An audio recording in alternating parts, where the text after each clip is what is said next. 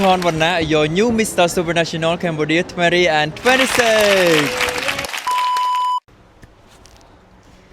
យើងខ្ញុំទាំងពីរនាក់ដែលមាននាងខ្ញុំបូសុខុនធានិងកញ្ញារ៉ាត់ច័ន្ទធីតាសូមគោរពនឹងជម្រាបសួរដល់បងប្អូនអង្គពូមីមីងលោកឪពុកម្ដាយលោកយាយលោកតាទាំងអស់គ្នាដែលកំពុងទស្សនាវីដេអូយើងខ្ញុំថ្ងៃនេះបានជួបគ្នាសារជាថ្មីម្ដងទៀតនាងខ្ញុំក៏បានហៅនារីម្នាក់មកចូលរួមជាមួយចាពីព្រោះថានិយាយម្នាក់ឯងវាស្ងួតប៉ែអញ្ចឹងនាងខ្ញុំថ្ងៃនេះមានកិត្តិយសបានចូលរួមមួយបងកន្ធាសូមជម្រាបសួរតិចអញ្ចឹងខ្ញុំសូមជម្រាបសួរ3 2 1អត់ទេសុំម្ដងទៀតបែបនារីខ្មែរហាក់3 2 1ជម្រាបសួរដល់យើងទៅជម្រាបសួរឪពុកក្មេងម្ដាយក្មេងចាយើងសង្ឃឹមថាយើងនឹងអាចស្វែងរកបានឪពុកម្ដាយក្មេងតាមរយៈវីដេអូនេះអញ្ចឹងសូមឲ្យបានឆាប់នេះសាធុអញ្ចឹងទៅទាំងអស់គ្នាចាបងប្អូនទាំងអស់គ្នាយើងជួបគ្នាថ្ងៃនេះមានដំណឹងល្អចង់ជម្រាបជូនបងប្អូនទាំងអស់គ្នាអំពីលទ្ធផលនៃម្ចាស់ JLP នៅក្នុងកម្មវិធី Mr and Miss Supranational Cambodia ឆ្នាំ2026ដោយដែលបងប្អូនទាំងអស់គ្នាបានស្គាល់នាងខ្ញុំហើយថាជាកូនសិស្សលោកក្មេងវត្តប៉ុន្តែស្រាប់តែត្រូវបានកម្មវិធីអញ្ជើញទៅក្នុងនាមជាភ្ញៀវកិត្តិយសចាអញ្ចឹងណាច់តែយើងទៅហើយយើងក៏ថតយកនៅទស្សនវិជ្ជាទាំងអស់នោះយើងមកជម្រាបជូនលោកតាលោកយាយហើយសូមណែនាំធីតាជូនដល់បងប្អូនទាំងអស់គ្នាបន្តិចមែនតើទៅធីតាគេអ្នកសាច់ការជាងខ្ញុំនៅក្នុងវិស័យសិល្បៈខាងបបរកញ្ញាខាងអីខ្ញុំនេះគឺគេហៅថាក្មេងវត្តទៅបន្លំចូលរួមចាប៉ុន្តែខាងនេះគាត់មានការងារខាងផ្នែកសិល្បៈហ្នឹងគឺតាំងតែពីដើមមិនមែនជាសិល្បករប៉ុន្តែជាអ្នកយកព័ត៌មានខាងផ្នែកសិល្បៈធីតារៀនសូត្រខាងអីដែរតាំងពីដើមមកពីដំបូងឡើយមកបើនិយាយពីការរៀនពេលដែលចូលរៀនសាកលឆ្នាំទី1ហ្មងខ្ញុំទៅដាក់ចុះឈ្មោះរៀនហ្នឹងសិស្សហិរញ្ញវត្ថុចាធនាគារនៅហិរញ្ញវត្ថុចូលចិត្តឃើញស្អាតបងស្លៀកភ្លឹងចាទៅធ្វើការម៉ោង8ចេញវិញម៉ោង5តែវាស្នាខ្ញុំហ្នឹងមិនឲ្យខ្ញុំធ្វើការធនាគារទេរៀនដល់ឆ្នាំទី3សាលាគេប្រាប់ថាមុខវិជ្ជាដែលខ្ញុំរៀនហ្នឹងគេអត់ទាន់មានទេដោយថាឆ្នាំដំបូងខ្ញុំរៀន WT ហ្នឹងសាលាគេទៅបើកបន្ទាប់មកក៏គេរុញយើងចូលទៅគេមាន business ហើយហ្នឹងតំណែងអន្តរជាតិដោយសារខ្ញុំដឹងថាខ្លួនខ្ញុំវាបកកែចាអីគេជីជីហ្នឹងនិយាយដើមគេមិនវាទាំងអស់វាក៏មានកន្លែងល្អដែរតែអានឹងក៏វាមានចំណែកនិយាយល្អមកចឹងយើងបកកែនិយាយយើងគេរុញទៅដែរវិញគេរុញទៅតំណែងអន្តរជាតិស្មានរុញទៅសូត្រធម៌ច្រឡំទេបងចឹងទៅចេះតែរៀនមួយគេម្ដងម្សងទៅក៏ស្រឡាញ់អាជីពហ្នឹងទៅដល់ពេលចុងឆ្នាំទី4គេឲ្យទៅ intern យកកណ្ដាស់ evaluate ដើម្បីយកមកបញ្ចប់ឆ្នាំសិក្សាខ្ញុំមានឱកាសទៅស្គាល់ស្ថានីយទទួលភាពអិនជាឆ្នាំដំបូងបានទៅជាកូនសិស្សកូនក្មេងណាទូចចាទៅ intern នៅហ្នឹងហ្មងចាទៅ intern នៅហ្នឹងអញ្ចឹងធំនៅក្នុងវិស័យនេះចាប់ពីកូនក្មេង intern មករហូតដល់ខ្ល้ายជាអ្នកសារព័ត៌មានអាជីពអញ្ចឹងបើរាប់ទៅអាជីពសារព័ត៌មានប្រហែលឆ្នាំហើយពីឆ្នាំ2017មកទល់បច្ចុប្បន្នចា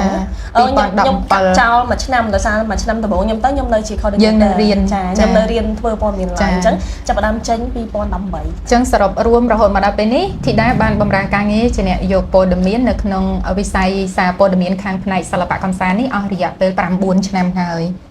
ចា2017មកដល់ឥឡូវ2026អញ្ចឹងយើង9ឆ្នាំចាអញ្ចឹងឈានចូលដល់ឆ្នាំទី10នេះគេហៅថាឆ្នាំគ្រប់ទឹកធម្មតាតាដល់10គឺគ្រប់ហើយចាពីព្រោះលោកតាលោកយាយថា9គឺស្ទើរអញ្ចឹងតា10គ្រប់ហើយចាឆ្នាំគ្រប់ទឹកនេះគឺធីតាបានមកធ្វើការងារជាមួយខ្ញុំមែនតើនៅក្នុង YouTube យើងទៅជែកគ្នាលក្ខណៈដូចបងស្រីបងស្រីចាប៉ុន្តែនៅក្នុង Office អូអត់បានទេគាត់មេខ្ញុំចាកាច់ណាស់បងប្អូនទាំងអស់គ្នាអើយចាអញ្ចឹងហើយក៏ព្រោះតែខ្ញុំចូល Office ម៉ោង8ដល់អញ្ចឹងទៅនៅក្នុងស្ថាប័នការងារខ្ញុំនិយាយមួយគាត់ខ្ញុំគោរពបងប្អូនទាំងអស់គ្នាចាដោយសារគាត់មេយើងអញ្ចឹងនៅក្នុងស្ថាប័នការងារពួកយើងបម្រើការងារជាអ្នកសារព័ត៌មាននៅក្នុងស្ថាប័ន YouTube នេះគឺយើង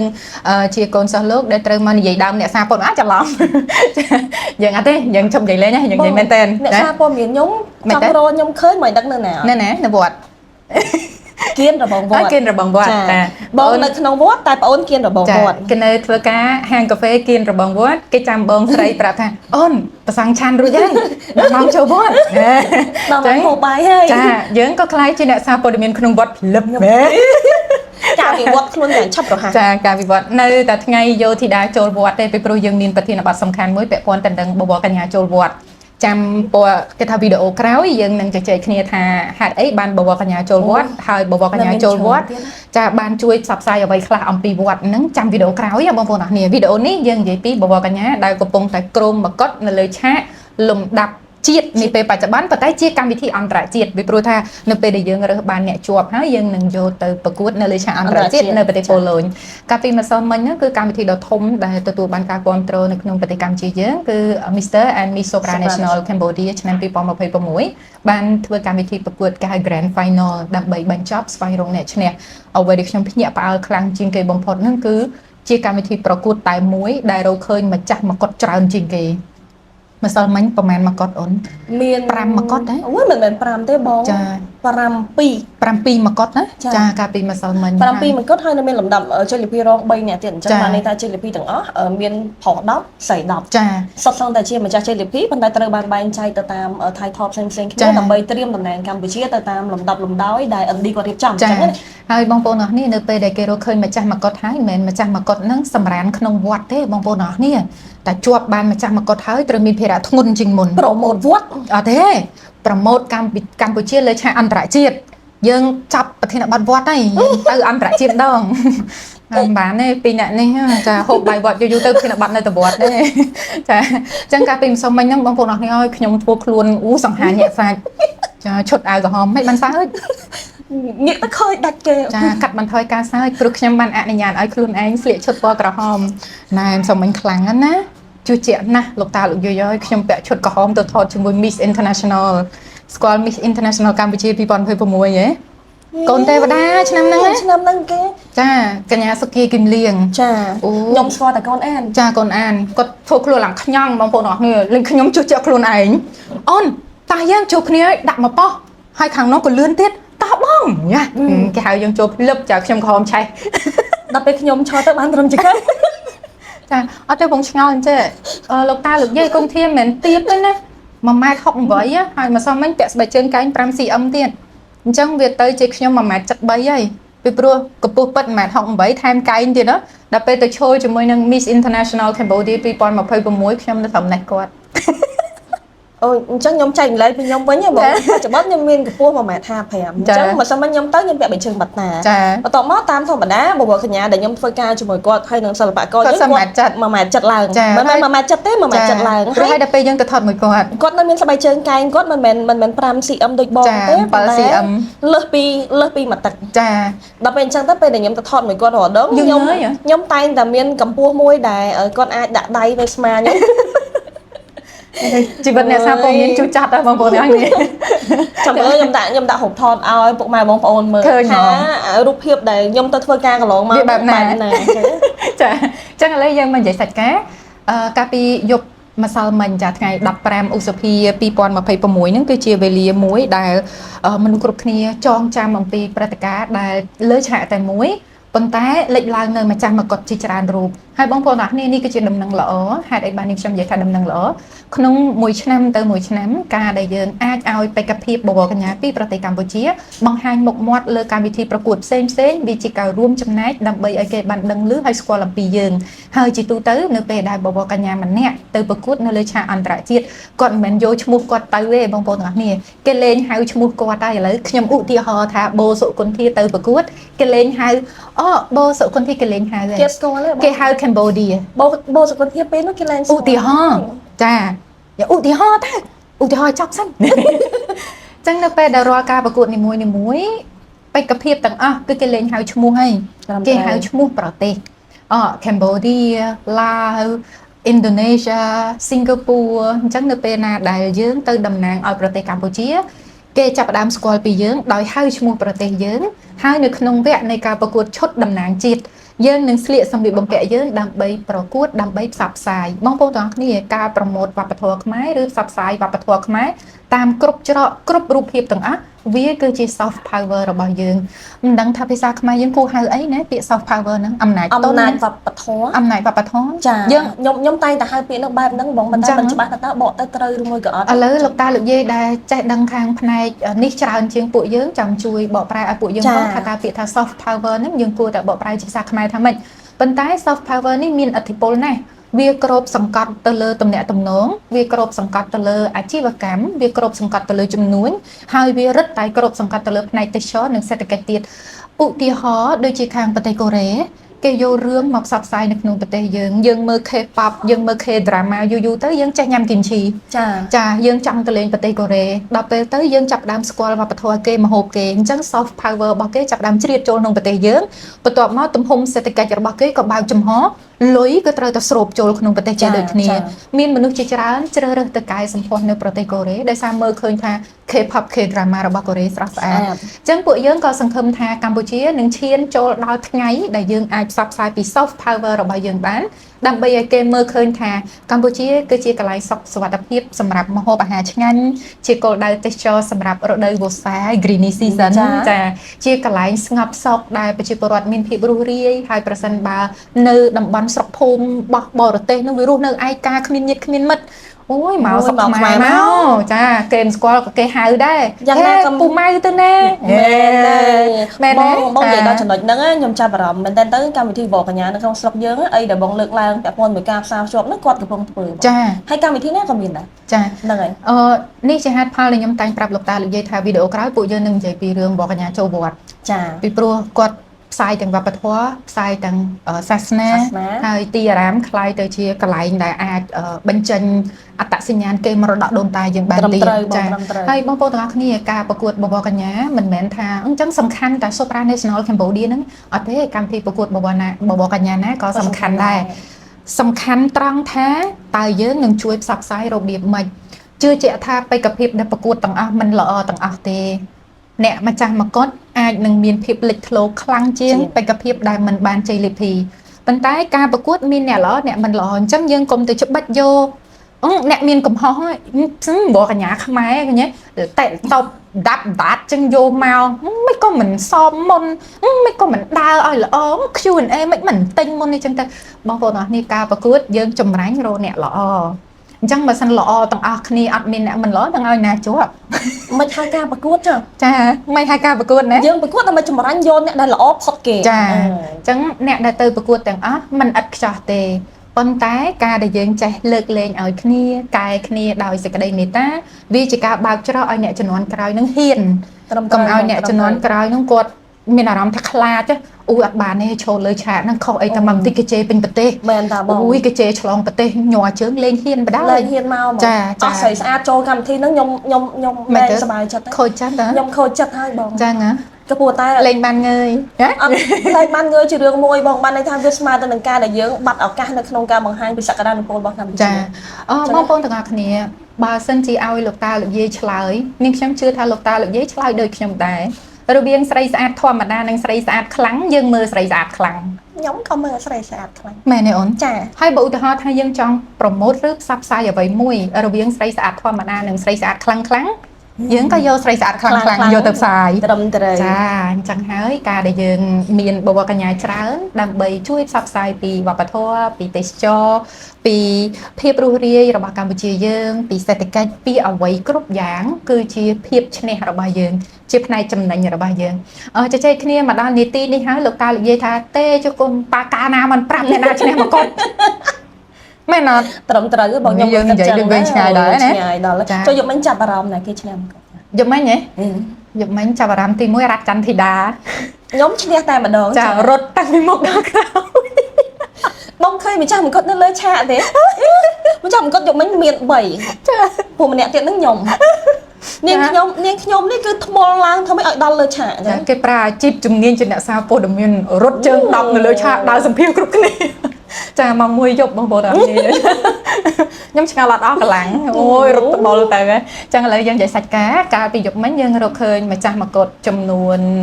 បើរាប់ទៅគឺ7មកុដសម្រាប់ចូលរួមប្រកួត7កម្មវិធីផ្សេងគ្នាប៉ុន្តែ National Director របស់យើងគឺបង AB វណ្ណាចាបងប្រុស7ស្រី7ដល់ក្រៅពីហ្នឹងនៅមាន3ទៀតគឺជាលំដាប់រងចាអញ្ចឹងនៅក្នុងចំណោមបបកញ្ញាទាំងអស់មានបបកញ្ញាលេចធ្លោចំនួន2រូបដែលខ្ញុំចាប់អារម្មណ៍ខ្លាំងជាងគេចាទី1គឺបងអូនស្រីហុកសេរីតុលា idol នាងខ្ញុំ ចា idol ណា idol នាងខ្ញុំ ឡាឡាជឿជាក់ណាស់យប់មិញ idol នាងខ្ញុំគ្រាន់តែឆ្វាចមកចាណូតាមពិតមែនតើទៅខ្ញុំតាមដានទៅលើ social media របស់គាត់នៅក្នុងការដែលគាត់នៅក្នុងឡងពេលប្រកួតជាទូទៅយើងក្នុងនាមអ្នកសារព័ត៌មានយើងតែងតែមើលទៅលើបេក្ខភាពណាដែលគាត់មានសក្តានុពលបេក្ខភាពណាដែលគាត់មើលទៅមានភាពសកម្មជាងគេអ្នកណាដែលគាត់ព្យាយាមប្រម៉ូទខ្លួនឯងបានន័យថាជាបុគ្គលដែលលេចធ្លោនៅក្នុងយើងហៅថាសមរភូមិប្រកួតណាអញ្ចឹងនៅពេលដែលគាត់ប្រឹងធ្វើទាំងអស់ហ្នឹងយើងនឹងមើលឃើញថាអូយបើគាត់ជាប់ទៅគាត់នឹងធ្វើអាហ្នឹងដើម្បីប្រម៉ូទកម្ពុជាយើងនៅពេលដែលគាត់ទៅប្រកួតអន្តរជាតិអញ្ចឹងអាហ្នឹងហើយជាអីដែលខ្ញុំមើលឃើញហើយខ្ញុំចាត់ទុកថាអូយគាត់ជា idol ខ្ញុំព្រោះខ្ញុំតាមដានគាត់អញ្ចឹងមានរឿងច្រើនដែលខ្ញុំស្រឡាញ់អំពីហុកសេរីតុលាលោកតាលោកយាយជួយមើលខ្ញុំណាគេលោថាខ្ញុំនិយាយទៅដូចតឯងដូចស្រឡាញ់តឯងអត់ឲ្យគេជួយស្រឡាញ់ឥឡូវលោកតាលោកយាយចាំខ្ញុំប្រាប់ហើយជួយស្រឡាញ់ជាមួយខ្ញុំផងចាស្រឡាញ់ហុកសេរីតុលាហើយស្រឡាញ់ហុកសេរីគុន្ធាផងចុះហុកសេរីធីតានោះចាយើងម្ចាស់មកគាត់រៀងគេបើកញ្ញាលេឆ្លាក់យើងបើកញ្ញានៅវត្តច្រឡំខ្ញុំគៀនវត្តចាបើយើងរੂពៀនអ្នកណាហូបបាយវត្តច្រើនជាងគេហុកសេរីតុលាចឹងហើយខ្ញុំទេពួកយើងទេមែនទេក៏មិនមែនបងដែរខ្ញុំទេពួកខ្ញុំតតែបងហៅថាអូនចូលវត្តបានហើយដល់ម៉ោងបាយហើយអញ្ចឹងខ្ញុំទេពៀនហ្នឹងចាអញ្ចឹងបានថាព័ត៌មានផ្សាយមុនម៉ោង11 12ថ្ងៃត្រង់ផ្សាយធម្មតាតាព័ត៌មានចេញម៉ោង11នោះផ្សាយធំប្រញាប់ដល់ម៉ោងបាយវត្តដល់ចុងលឿនតិចកុំបកែបកាំអីដល់ម៉ោងចៅដល់ម៉ោងកូនសម្រស់ហើយទៅក្រោយគេមិនដឹងមានចំណុចច្រើនពីបងស្រីហុកសេរីតុលាដែលយើងគួរឲ្យចាប់អារម្មណ៍អ្វីដែលខ្ញុំចាប់អារម្មណ៍ដំបូងជាងគេបំផុតគឺសម្បុរស្បែកគាត់អូស្អាតណាស់បងចាពិភពលោកគេតែងតែនិយាយថា Latin គឺស្អាតស្បែកខាង Latina មើលទៅស្រស់ស្រាយហាត់នេះ skin អីចឹងណាមកកម្ពុជាចាមកខ្មែរមកបងប្អូនទាំងអស់គ្នាខ្ញុំមិនដឹង Latin នឹងអីទេខ្ញុំដឹងអាស្រែមខ្មៅស្ទើរបស់លោកតាសិនស៊ីសមុទ្រមកខ្មែរមកបានជឿមើលលោកតាសិនស៊ីសមុទ្រច្រៀងថាស្រែមខ្មៅស្ទើនេះហើយបងប្អូនទាំងអស់គ្នាដែលពីមុនយើងធ្លាប់សម័យថាទេលោកតាសិនស៊ីសមុទ្រច្រៀងស្រែមខ្មៅស្ទើខ្មៅយ៉ាងម៉េចបែបនេះបងប្អូនទាំងអស់គ្នាមិនខ្មៅងាប់ទេណាខ្មៅអត់មានជាតិមិនមែនអញ្ចឹងទេចានេះសបុលខ្មែរយើងចេញមកឲ្យហុកសេរីតុលាសបុលគាត់ស្អាតបែបខ្មែរហើយញញឹមស្អាតបែបខ្មែរទៀតញញឹមស្អាតបែបខ្មែរមិនទៅញញឹមស្រស់ចាគាត់ញញឹមចេញមកតាក់ទាញបងប្អូនអរគ្នាឃើញអប្សរានៅអញ្ចឹងប្រាសាទអង្គរវត្តចាបបោមាត់ធំអញ្ចឹងណាចេញមកមានមុនស្នេហ៍មិនចេញមកដូចវាមិនមែនជាលក្ខណៈដែលខុសពីសម្បុរស្បែកខ្មែរយើងខ្ញុំស្រឡាញ់ដោយសារតែគាត់ចេញមកខ្មែរហ្មងហើយលោកតាលោកយាយខ្ញុំក៏អញ្ចឹងដែរអាយ៉ាខ្ញុំក៏មានសម្បុរពណ៌ដែរអញ្ចឹងសម្បុរស្បែកខ្មែរយើងនេះគឺជាអ្វីដែលដក់ជាប់បេះដូងខ្ញុំខ្លាំងជាងគេហើយស្នាមញញឹមរបស់គាត់ជាអ្វីដែលខ្ញុំពេញចិត្តជាងគេនេះយើងពាក់ព័ន្ធទៅនឹងរូបរាងខាងក្រៅរឿងគីឡូកពស់កពើគេថាបើយើងចង់បាន body shape យើងអាចហាត់ប្រាណតមហាតអីបានតែបើសិនយើងចង់បានស្នាមញញឹមឲ្យស្រស់យើងធ្វើម៉េចតើយើងវឹកហាត់រៀនញញឹមហើយវាជាអំណោយផលពីធម្មជាតិផងត្រឹមត្រូវចាអញ្ចឹងខ្ញុំស្រឡាញ់បើនិយាយពីរូបរាងខាងក្រៅរបស់ប្អូនស្រីដែលជាម្ចាស់មកគាត់ Miss Supranational Cambodia ឆ្នាំ2026គឺទៅលើពណ៌សម្បុរស្បែកគាត់ជាមួយស្នាមញញឹមគាត់ប៉ុន្តែមានចំណុចមួយទៀតដែលខ្ញុំស្រឡាញ់គាត់ខ្លាំងជាងគេបំផុតណាវាលើសអំពីរូបរាងកាយគឺស្មារតីនៃការតស៊ូរបស់គាត់ខ្ញុំចាំបានថាគាត់បរាជ័យច្រើនដងមិនមែនជាបវរកញ្ញាដែលមានរូបរាងស្អាតហើយមកជន់ឆាកភ្លាមទទួលបានជោគជ័យទេចាខ្ញុំចាំបានថាហុកសេរីតុលាធ្លាប់មិនទទួលបានជ័យលាភីជាម្ចាស់មកគាត់ក្នុងការប្រកួត Supranational ឆ្នាំមុនចាហើយថែមទាំងមិនអាចទៅប្រកួតលើឆាកអន្តរជាតិពីព្រោះតែវីសារៀបមិនទាន់2 ដងចា2 ដងទៀតមានន័យថាគាត់ត្រូវតំណាងកម្ពុជាចេញទៅប្រកួតតែមិនបានទៅទៀតបើជាបវរកញ្ញាដែលមិនមានចិត្តតស៊ូទេប្រហែលជាបោះបង់ចោលត្រឹមត្រូវប៉ុន្តែគាត់នៅត្រឡប់មកវិញនៅក្នុងឆាក Supranational កម្ពុជា2026វាជាស្មារតីមួយដែលចង់ប្រាប់យើងថាមិនមែនស្រីស្អាតសុទ្ធតែជោគជ័យទេស្អាតហើយទៅស៊ូទៀតស៊ូខ្លាំងទៀតចាអញ្ចឹងមិនយើងកុំឲ្យរាប់ថាគេជោគជ័យព្រោះតែគេស្អាតអត់ទេជោគជ័យព្រោះតស៊ូអូយបងគ្នាតស៊ូដល់ម្លឹងនេះចាអញ្ចឹងហើយយើងមើលឃើញគាត់ស្អាតហើយប៉ុន្តែស្មារតីតស៊ូរបស់គាត់ជាអ្វីដែលយើងត្រូវយកមកដាក់ក្នុងចិត្តត្រឹមត្រូវណែគេស្អាតហើយគេស៊ូអញ្ចឹងអ្នកណាក៏ត្រូវតែស៊ូដែរការតស៊ូនេះគឺសម្រាប់មនុស្សគ្រប់គ្នាមិនមែនឲ្យតែស្រីស្អាតហើយមិនបាច់តស៊ូទេ ចាអញ្ចឹងមានរូបរាងស្អាតហើយត្រូវប្រឹងប្រែងអញ្ចឹងអាកិច្ចខិតខំប្រឹងប្រែងនេះមិនដែលក្បត់អ្នកប្រឹងប្រែងទេ ត្រឹមត្រូវ គេថាការតស៊ូមិនដែលក្បត់ម្ចាស់ហ៎ចាដូចជាពួកយើងដែរយើងស៊ូហូបបាយវត្តរហូតដល់បានហូបបាយពិតប្រកបនេះជាអីដែលខ្ញុំស្រឡាញ់ពីតុលាខាងអូនវិញ បងអីដែលខ្ញុំចាប់អារម្មណ៍មែនតើតុលាគាត់បើយើងនិយាយពីឆន្ទៈនៅក្នុងការប្រកួតវាមុតហ្មង ចា វាមុតហ្មងក៏ព្រោះវាអត់មានមនុស្សបរាជ័យនៅក្នុងការដែលខ្លួនឯងបរាជ័យហើយនៅប្រឹងត្រឡប់មកវិញទេយប់មិញពេលដែលចប់បងឃើញខ្ញុំឡើងសភាគាត់នឹងខ្ញុំសួរសំណួរនឹងទៅគាត់ដូចគ្នាគាត់រំភើបបានន័យថាទីបំផុតអាអីដែលគាត់ប្រឹងមកអាភាពបរាជ័យរបស់គាត់នឹងទៅធ្វើឲ្យគាត់ឈ្នះអាកម្មវិធីយប់មិញ ចា ខ្ញុំសួរគាត់ថានឹងប្រតិបត្តិខ្លួនបែបណានៅពេលដែលគាត់ឈ្នះអានឹងទៅចាអញ្ចឹងអូយគាត់មានផែនការច្រើនបានន័យថាគាត់មកត្រៀមខ្លួនច្បាស់ណាស់មកគឺត្រូវតែមានអីដើម្បីធ្វើម៉េចដើម្បីលើកមុខមាត់កម្ពុជាយើង អូអញ្ចឹងខ្ញុំនឹកឃើញពាក្យមួយពាក្យទៀតដែរជោគជ័យមិនមែនជាភាពចៃដន្យគ្រប់យ៉ាងសុទ្ធតែមានផែនការនិងការតស៊ូយ៉ាងពិតប្រាកដមុននឹងគេបានមកដល់ជោគជ័យនៅចណ្ដើជាន់ទី10នេះគេបានតស៊ូតាំងពីជាន់ទី1ជើងទី1កម្មទី1មកម្លេះចាអញ្ចឹងបានថាបងប្អូនទាំងអស់គ្នាមិនមែនឲ្យតែយើងស្អាតយើងសុទ្ធតែមានអតិភិបលើសគេនោះទេមែនតាបងវាត្រូវមានអីដែលជាមូលដ្ឋានគ្រឹះដូចគ្នាអញ្ចឹងស្អាតមិនស្អាតស្អាតតិចឬស្អាតច្រើនមូលដ្ឋានគ្រឹះរបស់យើងមានតែមួយទេគឺអភិវឌ្ឍខ្លួននិងប្រឹងប្រែងអូយការត្រៀមខ្លួនរបស់គាត់មកក៏ដូចជាច្រើនឆ្នាំមកហើយច្រើនបងច្រើនមិនថ្មីថ្មីនេះទេបងឆ្នាំនេះអីដែលខ្ញុំចាប់អារម្មណ៍មិញបងសួរខ្ញុំភ្លេចឆ្លើយអីដែលខ្ញុំមើលឃើញថាគាត់ភាពខុសផ្នែកគ្នារបស់ដុល្លារនៃការដែលខ្ញុំធ្លាប់តាមដានគាត់ពីកម្មវិធីប្រកួតមុនមកឆ្នាំនេះដុល្លារគាត់ត្រៀមបានល្អសម្បីតែការដើររបស់គាត់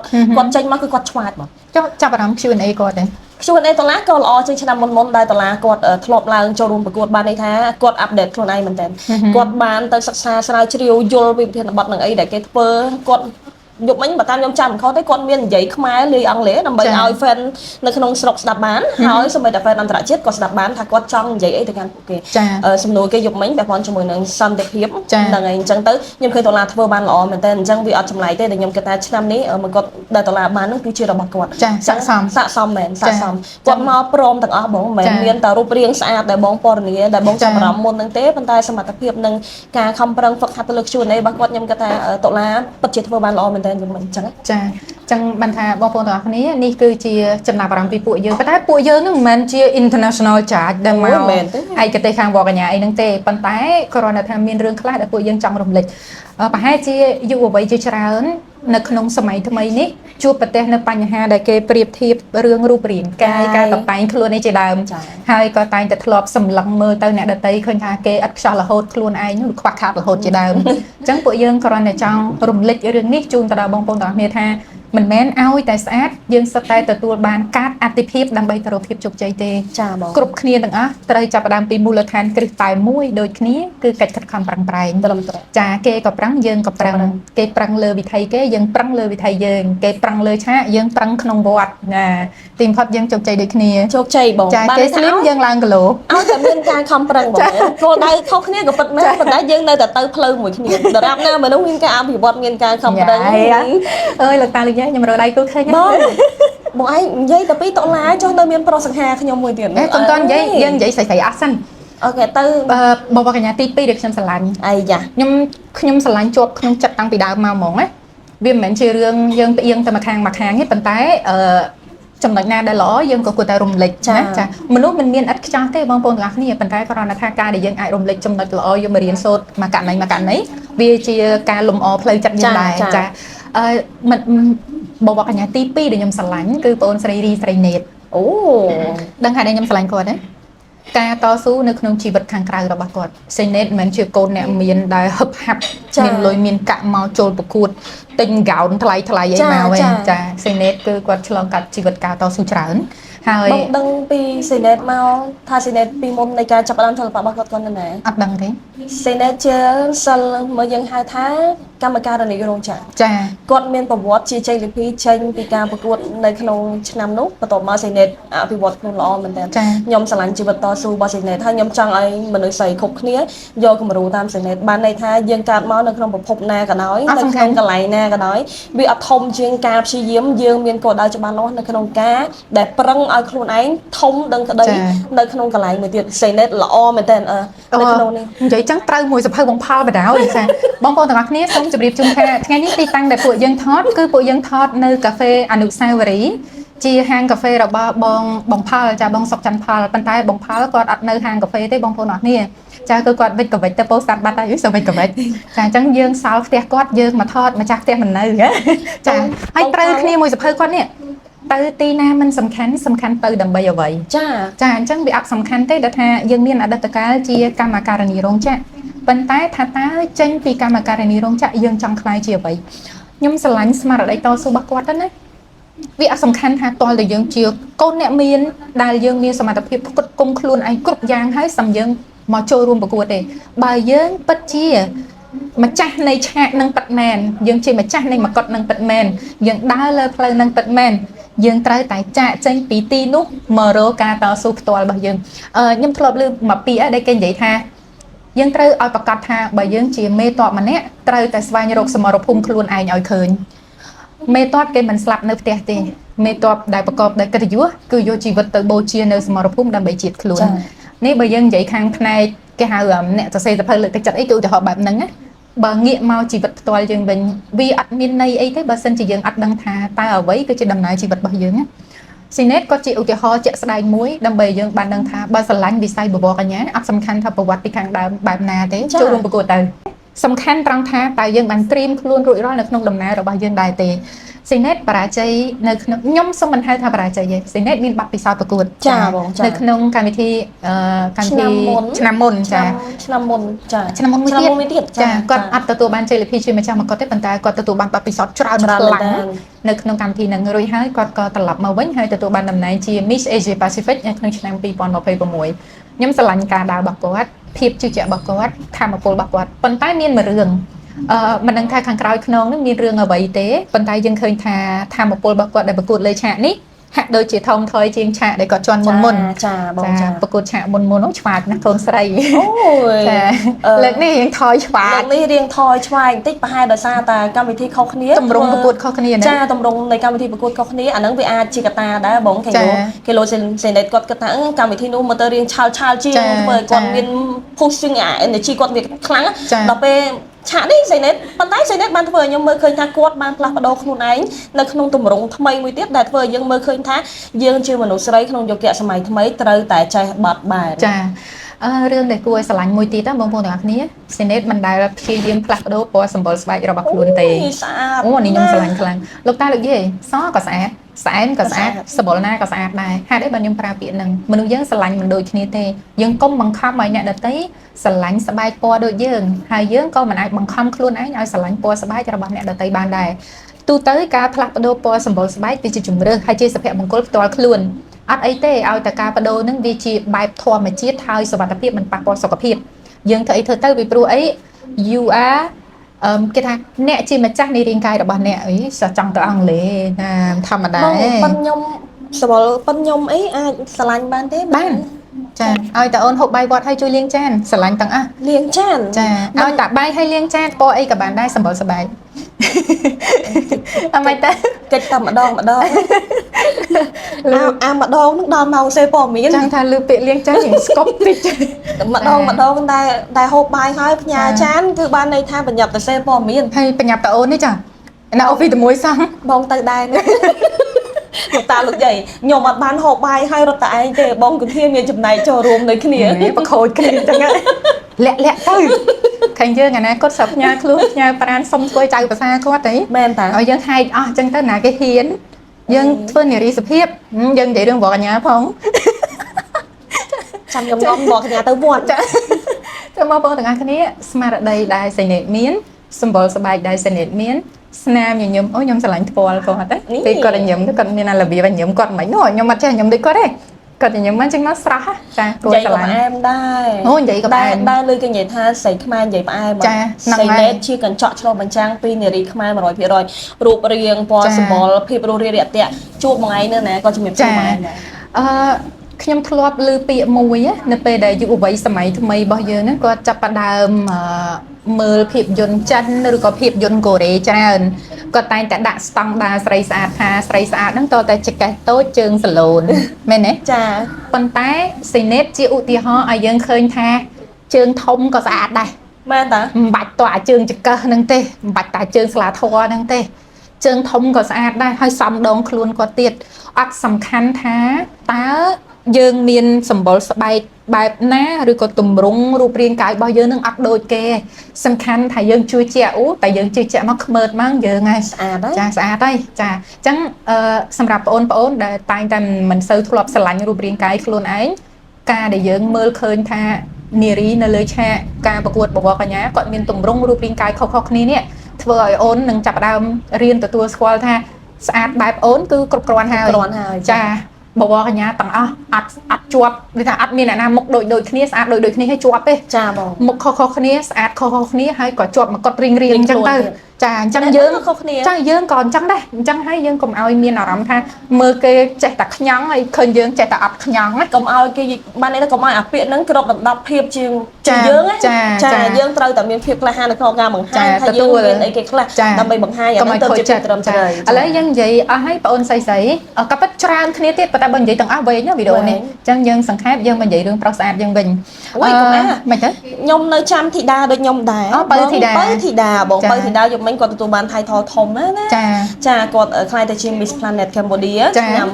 2026 Miss Planet កម្មវិធី Cambodia នេះជាកម្មវិធីដែរកម្ពុជាបង្កើតជាកម្មវិធីកូនខ្មែរដែល ចា កម្ពុជាយើងបង្កើតហើយកម្ពុជាក៏ជាម្ចាស់ផ្ទះរៀបចំកម្មវិធីនេះដែរអញ្ចឹង ចា ខ្ញុំពេញចិត្តមែនតើជាមួយការដែលធីតាគាត់នឹងតំណាងកម្ពុជានៅក្នុងការប្រកួតនេះព្រោះខ្ញុំឃើញធីតាមាន energy នៅក្នុងការប្រកួតខ្លាំងហើយអញ្ចឹងធម៌ពលនៃគាត់នឹងធ្វើឲ្យយើងមានភាពជឿជាក់នៅក្នុងការធ្វើជាម្ចាស់ផ្ទះ ធីតាសំមួយមកគាត់ Miss Planet ហ្នឹងឯង ធីតា បើធីតា សំ សំហ៎ ចា ចាបងសកុនធាសំនឹងមកគាត់អ្វីដែរ សំនឹងធ្វើកោភាសារបស់លោកយាយលោកតា ចាដោយសារបងអូនស្រីនិយាយត្រីចាញ់ទៅវិញបងប៉ាយអូនញ៉ាំបាយហើយម្នាក់នេះឥឡូវចេះចាក់ខ្សែ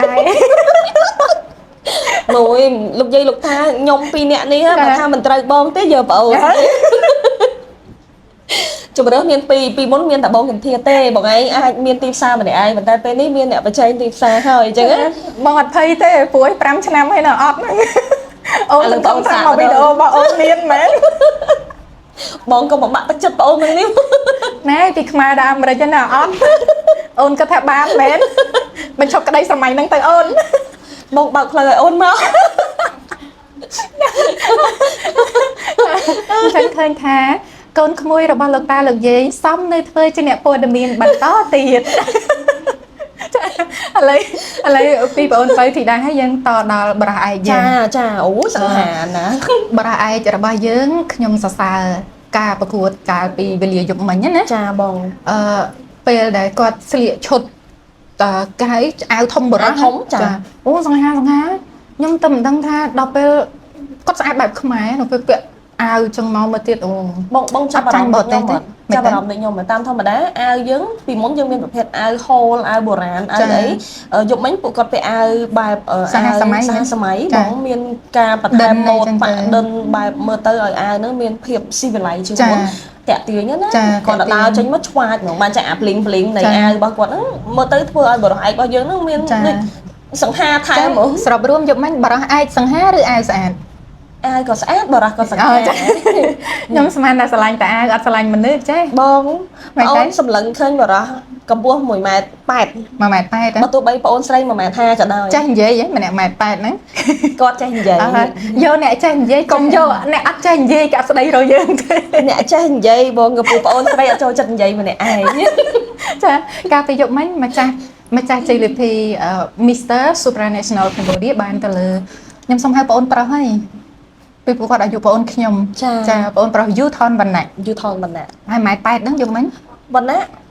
ខ្ទង់ប៉ុណ្ណឹង ប៉ុណ្ណឹងហ៎ចា 1.8 ម៉ែត្រអូសង្ហាណាលោកតាលីហើយឮថាធ្វើការជា cabin crew ហ្នឹង ចាអូភាសាអង់គ្លេសគាត់ល្អមែនតើ អូ បាទអូយបងជួនអីគាត់យកមិញអូយ និយាយពីរឿងសន្តិភាពហើយគាត់និយាយជាភាសាអង់គ្លេស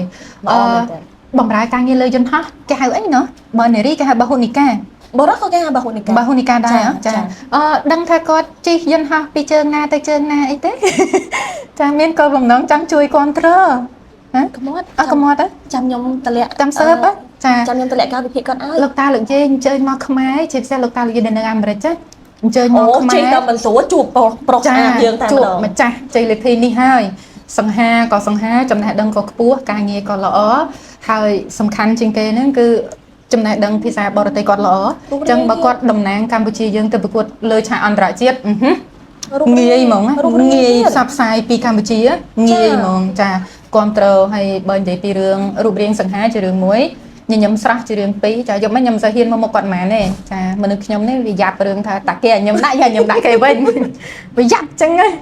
អាគេឲ្យខ្ញុំដាក់កាមេរ៉ាទេអាយើងឃើញគេឲ្យខ្ញុំយ៉ាខ្ញុំទៅពីនេះដែរហើយខ្ញុំអាសាខាត់ខ្លួនឯងថាទេគេឲ្យបានខ្ញុំរយយើងឯណាចឹងមិនបានយើងទាំងគាត់ឲ្យខ្ញុំដាក់គេខ្ញុំស្ដាយស្នាមញញឹមគេ ចឹងគេមើលកាមេរ៉ាដែរគេឲ្យខ្ញុំឯងទៅពីនេះឲ្យខ្ញុំដែរ បងទៅទៀតហេតុផលនៅតែហេតុអីខ្ញុំចូលចិត្តឈើពីមកឆាកបងដឹងហើយទៅ ហេតុអីមើលបានច្បាស់ហ៎ មើលបានច្បាស់អាហ្នឹងមួយតែខ្ញុំដាក់ខ្ញុំរហូតអញ្ចឹងទៅខ្ញុំមានឱកាសក្នុងការខ្ញុំដាក់គេវិញអញ្ចឹងសរុបរួមឆ្នាំនេះម្ចាស់ជ័យលាភីរបស់យើងគឺសុទ្ធតែមានគុណសម្បត្តិហើយគុណសម្បត្តិលេចធ្លោហើយខ្ញុំជឿជាក់ថាទៅប្រកួតឆាកអន្តរជាតិឆ្នាំនេះក៏នឹងផ្ដល់លទ្ធផលធំដល់កម្ពុជាហើយផ្សាយពីកម្ពុជាបានច្រើនដែរបានច្រើនអញ្ចឹងសម្រាប់បងប្រុសយូថនវណ្ណៈពីខ្ញុំទៅខ្ញុំសង្ឃឹមខ្លាំងហើយសង្ឃឹមច្រើនទៀតបាត់ពិសោធន៍ស្អីមានគ្រប់យ៉ាងអស់ហើយយើងនៅចាំតែមួយរឿងទេតើស្ថានទូតឲ្យវីសាអត់ចាតែប៉ុណ្្នឹងទេចាអញ្ចឹងបើស្ថានទូតឲ្យវីសាទៅប្រកួតព្រោះទៅប្រកួតនៅប្រទេសប៉ូឡូញប៉ូឡែនអញ្ចឹងតើបានវីសាហើយយើងហើយចាហើយខ្ញុំជឿថាយូថនវណ្ណៈជាបេក្ខភាពល្អមួយដែលមិនចាញ់បេក្ខភាពរបស់អឺរ៉ុបទេចាហើយបណ្ដាអាស៊ានទាំង10ប្រទេសនេះក៏មិនប្រកាសថាប្រទេសគេមានបេក្ខភាពដែលលេចធ្លោជាងយើងដែរខ្ញុំហ៊ាននិយាយពាក្យហ្នឹងហ្មងចាខ្ញុំមានមួយចំនួនពាក់ព័ន្ធជាមួយនឹងការដាក់វីសាបងដោយសារអានេះជាអ្វីដែលខ្ញុំធ្លាប់ធ្វើការកន្លងទៅយើងបានដឹងថាវីសាដែលយើងដាក់ការពីលើកមុនហ្នឹងគឺខាងរបស់កញ្ញាយើងដោយសារតែយើងអត់ទាន់មានស្ថានទូតប្រទេសប៉ូឡូញនៅស្រុកខ្មែរយើងទេអញ្ចឹងយើងត្រូវទៅឆ្លងប្រទេសអញ្ចឹងពីមុនភាគច្រើនរបស់កញ្ញានឹងបរិយាយើងទៅសុំការដាក់វីសានៅប្រទេសគេអ្នកជិតខាងយើងអញ្ចឹងទៅបណ្ដាដោយសារឆ្នាំនេះស្រុកចៅហ្នឹងមែនចាស្រុកចៅយើងនិយាយស្រុកចៅចឹងគេស្គាល់អញ្ចឹងទៅដល់ពេលឥឡូវហ្នឹងយើងលែងមានលែងទៅហើយបាននឹងប្រជាជនយើងលែងទៅជាប់នៅទីនោះទៀតហើយអញ្ចឹងបើពុកម៉ែបងប្អូនដឹងថាតើវិធីណាដែលអាចវីសាអនឡាញហ្នឹងអាចឲ្យបុព្វកញ្ញានិងបរិយាយើងមានការដាក់វីសាបានស្រួលបើមានវិធីជួយប្រាប់មកជួយប្រាប់តាម comment តាមអីហ្នឹងមកចាំខ្ញុំជាអ្នកនាំសារទៅឲ្យពួកគាត់ពីរនាក់ដើម្បីដឹងថាធ្វើម៉េចដើម្បីពួកគាត់អាចទៅដល់ប៉ូឡូញហ្នឹងដោយមិនឆ្លងកាត់ផ្ទះចោលហ្នឹងទៀតយើងអាចទៅ apply នៅប្រទេសផ្សេងឬមួយក៏ប្រទេសណាដែលពុកម៉ែបងប្អូនធ្លាប់មានបទពិសោធន៍អាចប្រាប់យើងទៅដើម្បីឲ្យគ្នាយើងគាត់មានឱកាសទៅខ្ញុំអត់ចង់ឲ្យបុព្វកញ្ញាយើងខកឱកាសក្នុងការតំណាងកម្ពុជាបងឱកាសហើយចេះតែមានទេណាបងណាចាងាយបងប្អូនអរគ្នាយើងទៅផ្សាយពីកម្ពុជាឲ្យណាន័យមើលណាចាអញ្ចឹងបារះឯកយើងយកមិញជាប់ច្រើនរូបទី1ដែលយើងចាប់អារម្មណ៍ដោយសារពេលវេលាយើងក៏ខ្លីព្រោះដោយសារចេះបងប្អូនអរគ្នាខ្ញុំមកថតនៅហាងបងប៉ាល់អូនគាត់ត្រូវការទៅផ្ទះដែរអញ្ចឹងគាត់ត្រូវការបិទហាងហើយសួរថាចាំមិនថតនៅផ្ទះទៅមានពេលវេលាវែងឆ្ងាយអ្នកចិត្តខាងខ្ញុំគាត់ទៅរើចូលមកនៅអញ្ចឹងគាត់ផ្សារសម្រាប់ផ្ទះចាគាត់កាត់ដៃកាត់អីទៅវាលឺថ្លង់ពេកអញ្ចឹងទៅពួកយើងក៏សម្រេចធ្វើមកនេះចាដល់ពេលចាអរគុណបងផលបើទោះបីពេលខ្លីប៉ុន្តែយ៉ាងហោចណាស់ក៏យើងបានទៅជែកគ្នាចាបងចាបេក្ខភាពទី2ដែលខ្ញុំចាប់អារម្មណ៍គឺខ្ញុំសូមហៅថាជាបេក្ខភាពដែលញញឹមស្រស់ចាប៉ែនភ័ក្រសុភារិទ្ធអ្វីត្បិតតែថាកន្លងមកបងប្អូនទាំងអស់គ្នាឃើញគាត់នៅក្នុងខ្សែភាពយន្តត្រឹមត្រូវប៉ុន្តែខ្ញុំមិនស្មានថាដល់ពេលមកលើឆាកបារះឯកគាត់ធ្វើបានណាជាអ្វីដែលខ្ញុំគាត់ថាអូពីព្រោះភាពយន្តមិនមែនឲ្យតែតារាភាពយន្តនោះសុទ្ធតែអាចមកលើឆាកបារះឯកបានទេពីព្រោះអីនៅអានេះមិនមែនជាបទពិសោធន៍ខ្ញុំឯងខ្ញុំធ្លាប់សម្ភាសសានីគាត់ជាតារាភាពយន្តហើយគាត់មានបទពិសោធន៍នៅលើឆាកបារះឯកខ្ញុំធ្លាប់សួរគាត់មកសំណួរថាសានីពេលប្រកួតឆាកបារះឯកជាមួយនឹងតារាភាពយន្តមួយណាងាយជាងគាត់និយាយថាជាតារាភាពយន្តងាយជាងពីព្រោះតារាភាពយន្តមិនសូវប្រើប្រាស់ creative ប្រហែលនេះសំខាន់យើងមានសមត្ថភាពចេះសម្ដែងរួចហើយ flow ទាំងអស់គឺទៅតាម director ចាបងមានន័យថាមានអ្នកដឹកយើងទៅហើយអញ្ចឹងយើងធ្វើឲ្យត្រូវទៅតាមអ្វីដែល director ចង់បានគឺចប់ប៉ុន្តែក្នុងភាពជាបារះឯកយើងត្រូវម្ចាស់ការលើខ្លួនឯងគ្រប់គ្រងខ្លួនឯង creative ខ្លួនឯងស្អីខ្លួនឯងទាំងអស់ អញ្ចឹងអាចនិយាយបានថាភាពក្លាហាននៅលើឆាកបរោះឯងវាត្រូវច្រើនជាងជាតារាភាពយន្តណាអានេះជាបទពិសោធន៍ដែលខ្ញុំដឹងពីសនីមកពេលខ្ញុំសម្ភាសគាត់អញ្ចឹងទៅនៅពេលដែលខ្ញុំឆ្លោះប្រចាំងត្រឡប់មកវិញខ្ញុំឃើញប៉ែនភ័ក្រសុភារិទ្ធគាត់ឈរលើឆាកហើយគាត់ចាប់ផ្ដើមប្រែខ្លួនគាត់ពីតារាភាពយន្តមកជាបរិះឯកម្នាក់ខ្ញុំគិតថាគាត់បានឆ្លងកាត់រឿងច្រើនគាត់ធ្វើបានល្អណាបង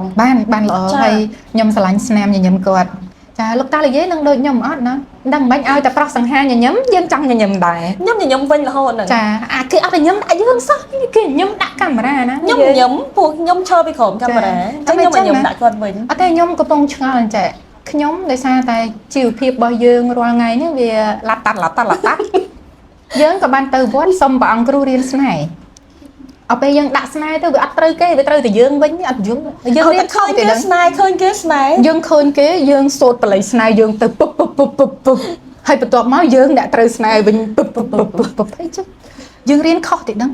ខ្ញុំសង្ស័យតែបងយកមកអនុវត្តខុសចឹងហើយតិចភ្លេចមកពីអីហ្នឹងយើងសូត្រដាក់គេត្រូវតែយើងបងឥឡូវបងសូត្រលើកក្រោយបងប្រាប់ខ្ញុំផងខ្ញុំចង់ចេះដែរតែអត់យកទេអាឡងចូលខ្លួនគ្រោះថ្នាក់ដាក់ស្នេហ៍គេត្រូវខ្លួនឯងគ្រោះថ្នាក់ខ្លាំងណាស់អត់យកទេបងអនុវត្តឲ្យត្រូវខ្លួនឯងអញ្ចឹងសុំតែបល័យណាដែលត្រូវឥឡូវលោកតាលោកយាយមិនមកដាក់រៀនបរៀនបល័យស្នេហ៍ថ្មីយកបល័យណាដាក់គេឲ្យត្រូវគេសូត្រដាក់គេត្រូវតែខ្លួនឯងជោគជាំតែខ្លួនឯងអត់ទេចង់ឲ្យលោកតាលោកយាយចាប់យកទៅតែម្ដងនៅចាំរៀនទៅយូរពេកបងចាសុំផ្លោះលបងចាចឹងបងប្អូនទាំងអស់គ្នានេះសង្ខេបកាលពីយប់មិញដែលពួកយើងបានទៅចូលរួមនៅក្នុងកម្មវិធី Mr. and Miss Supranational Cambodia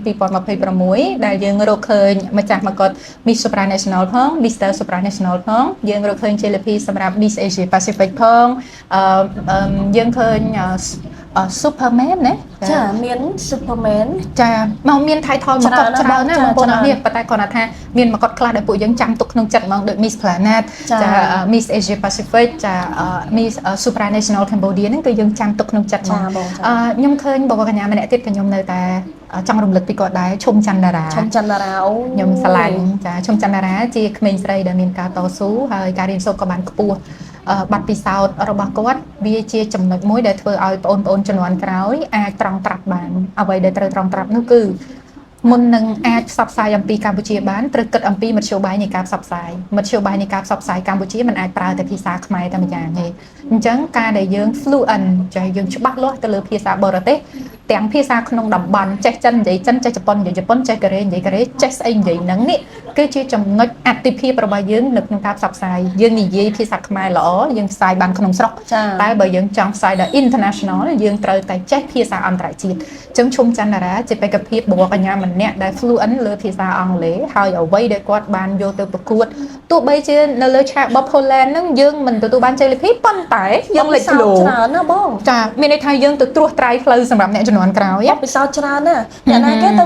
ទៅនិយាយថាបវរកញ្ញាទៅអត់មានបានឈ្នះមកវិញគាត់ឈ្នះបបពិសោធន៍ចាបើគាត់មិនទៅបេក្ខភាពក្រោយនឹងមិនដឹងថាកម្មវិធីហ្នឹងទៅបែបម៉េចទេចាហើយបើសិនជាយើងមិនទៅបងប្អូនទាំងអស់គ្នាគ្មានអ្នកណាម្នាក់ដែលទៅជន់ស្រុកគេភ្លាមស្រាប់តែយើងនឹងទៅចាស់ទៅចង់ភ្លាមទេស្រុកអ្នកចិត្តខាងយើងបញ្ជូនបវរកញ្ញាទៅប្រកួតឲ្យខ្ទង់50ឆ្នាំហើយដឹងនៅមិនទាន់ចាស់ទៅចង់ស្អីផងអញ្ចឹងហើយការបញ្ជូនបវរកញ្ញាទៅប្រកួតឲ្យបានរឿយនេះមិនមែនដើម្បីគ្រាន់តែមកុដទេប៉ុន្តែដើម្បីផ្សព្វផ្សាយបងប្អូនទាំងអស់គ្នាផ្សាយឲ្យតែច្រើនទៅវាគង់តែជ្រាបទេមែនទេមែនណាអញ្ចឹងយើងជួយតិចទៅណា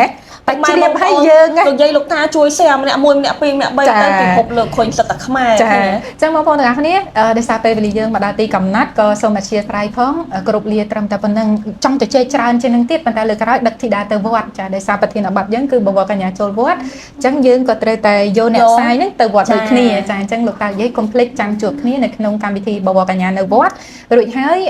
នៅក្នុងវីដេអូមួយនេះក៏សូមអរគុណជាថ្មីដល់បងផលចាដែលបានទុកផ្ទះឲ្យបងអូនថតណាចាបងអញ្ជើញទៅពោធិ៍សាត់ចាស់ចាទុកផ្ទះឲ្យបងប្អូនមកលុកលុយច្រឡំក៏អរគុណចំពោះការទស្សនារបស់លោកតាលោកយាយជម្រាបដំណឹងមួយដែរសម្រាប់បងប្អូនយើងដែលចង់ដឹងព័ត៌មានផ្នែកតែសិល្បៈកំសាន្តតែម្ដងអញ្ជើញទៅ follow page របស់បងស្រីធីតាដាក់ឈ្មោះថារឿងរ៉ាវសិល្បៈផ្សាយតែរឿងសិល្បៈទេបងចាហើយមានចំណុចពិសេសមួយទៀតដែលចង់រំលេចជូនលោកតាលោកយាយធីតាគាត់បកកែខាងសន្និសីទសារព័ត៌មានមានន័យថាបើសិនជាលោកតាលោកយាយចង់ធ្វើ press release អង់គ្លេស press release តង់វត្តលោកតានិយាយនៅអាមេរិកកាំងនេះស្ដាប់អត់សូវបានទេតែបើយើងក្មេងវត្តដូចគ្នាលយបើសិនជាលោកតានិយាយត្រូវការធ្វើ press release តែសន្និសិទសារព័ត៌មានតើតើមកធីតាវាគាត់ជំនាញខាងហ្នឹងចាហើយសន្និសិទសារព័ត៌មាននេះមិនថាពាក់ព័ន្ធទៅនឹងវិស័យសិល្បៈកម្សាន្តក្រុមហ៊ុនបណ្ដាធនាគារឬក៏មានអីមួយដែលយើងត្រូវការបកស្រាយណាចាឧទាហរណ៍ដូចជាមួយរយៈមុនអញ្ចឹងមានកម្មវិធីមួយដែលប្រជាពលរដ្ឋយើងតែងតែយល់ច្រឡំហ្នឹងគឺធ្វើពហិការផលិតផលដល់ពេលពហិការទៅពេលខ្លះមានការយល់ច្រឡំមួយចំនួនដែលប៉ះពាល់ដល់ផលិតផលឬក៏សង្វាក់ផលិតកម្មក្នុងស្រុកយើងដែរអញ្ចឹងត្រូវការបកស្រាយអីហោហែតកតងខាងនេះចាគាត់ប្រកែកខាងសន្និសិទសារព័ត៌មានអញ្ចឹងអាចតកតងមកធីតាបានហើយយើងក៏មាន channel release ធំដែលអាចជួយជំរុញដល់អាជីវកម្មបងប្អូនទាំងនេះផងដែរចា៎បងខ្ញុំមិនមែនចេះតែធ្វើទៅលើសន្និសិទហ្នឹងណាបងបើថាពុកម៉ែបងប្អូនជាម្ចាស់សិប្បកម្មផលិតកម្មមានទៅលើការធ្វើផ្សាយក៏ខ្ញុំទៅដែរព្រោះខ្ញុំចង់ចូលរួមជួយប្រម៉ូទទៅលើអាជីវកម្មរបស់ប្រជាជនយើងខ្មែរជួយខ្មែរលោកតាលោកយាយដែលមានកូនចៅរស់ស៊ីផលិតផលខ្មែរអីហូហែតែមិនទាន់ជាល្បីល្បាញអីអាចតកតងមកពួកយើងជួយផ្សាយចាអត់អីទេឲ្យតបាយហូបមកទៅហើយទៅហើយឥឡូវ10ម៉ោងទៅមែនតើចាអធិស្ឋានចំពោះលោកតាលោកយាយផងបើសិនជាការនិយាយលេងរបស់ពួកយើងលើសលួសត្រង់ប្រការណាមួយទេបាទជម្រាបជូនចឹងដោយសារអាជីពជាអ្នកសារព័ត៌មានហ្នឹងនៅក្នុងព័ត៌មានរបស់យើងហ្នឹងវាសាច់ការណាស់ពេកទៅហើយចាបងប្អូនអាចចូលទៅមើលបានThe Khmer Daily Network ចា The Khmer Today ចា KDN ហើយនិង KTN ចាគឺយើងទៅជាបែប professional ហ្នឹងវាទៅច្រើនហើយវាលុកលុយទៅខាងនោះហើយលោកតាលោកយាយមិនស្រួលឮតែសំឡេងខ្ញុំអត់ស្គាល់ខ្ញុំទៀតចាអាចដែរព្រោះយើងនៅខាងនោះយើងចេញមកបែបអ្នកព័ត៌មានហ្មងអញ្ចឹងដល់ពេលមកទៅចែកគ្នានៅក្នុង YouTube នេះយើងក៏ចង់ឲ្យស្រស់ស្រាយមែនតាបងចាចង់ឲ្យយើងទៅចែកបែបជាកូនចៅលោកតាលោកយាយទេមិនមែនអ្នកព័ត៌មានមកពីណាទេចង់ទៅសុំបាយលោកតាលោកយាយអញ្ចឹងទៅអត់ទេ stress ណាហើយចុះបងវាប្អូនវាមកដូចរឿងតែសុំបាយអញ្ចឹងធានបတ်យើងដូចគ្នាណាអូនណាចាបើយើងផ្ញើយើងត្រូវសុំបាយលោកតាលោកយាយទាំងអស់គ្នាអញ្ចឹងប៉ុន្តែលោកតាលោកយាយពុំគិតថាអញ្ចឹងពីរអ្នកនេះមើលទៅតំណងបាយច្រើនអត់បាយតិចទេតែហូបច្រើនដងចាធីតាខុសពីខ្ញុំគាត់បាយតិចហូបច្រើនដងបើខ្ញុំវិញចាហូបបាយតិចតែហូបមកហូបច្រើនមានមន់ដុតអីទៅហើយចឹងហើយកូនចំពោះលោកតាលោកយាយការជជែកកំសាន្តរបស់យើងក៏មកឈានមកដល់ទីបញ្ចប់ដែរហើយកុំភ្លេចជួបគ្នានៅប្រធានបទក្រោយបបកញ្ញាក្នុងវត្តរួមជាមួយនឹងពិធីការនីក្នុងវត្តដូចគ្នាយ៉ាមែនតាបងចាយើងនឹងជួបគ្នាហើយលោកតាលោកយាយកុំភ្លេចណាវីដេអូក្នុងវត្តហ្នឹងជាវីដេអូពិសេសជាមួយខ្ញុំដឹកធីតាចូលវត្តមកចេះសូត្រធម៌អត់លោកមានបទពិសោធន៍អាជីពជាអ្នកសារព័ត៌មាន8ឆ្នាំមិនចេះសូត្រអ្នកមោតស័កថ្មោងហើយមើលបងផលមានសភៅទេបងចរោភៅធម៌ចាសូមខ្ចីឲ្យហើយមិនអាចទេហូបបាយវត្តរាប់ឆ្នាំមិនចេះសូត្រធម៌មិនបានទេជូនពរលោកតាលោកយាយមានសុខភាពមង្គលជាស្រ័យរាល់កំហុសឆ្គងអ្វីដែលយើងខ្ញុំជជែកលេងគ្រាន់តែជាការនាំមកនៅភាពរីករាយនិងការកំសាន្តជូនលោកតាលោកយាយតែប៉ុណ្ណោះជូនពរលោកអ្នកមានសុខភាពមង្គលតាមដានវីដេអូពួកយើងបន្តនៅប្រធានបទក្រោយខណៈនេះនាងខ្ញុំបូសុគន្ធានាងខ្ញុំធីតាសូមអរគុណនិងសូមជម្រាបលា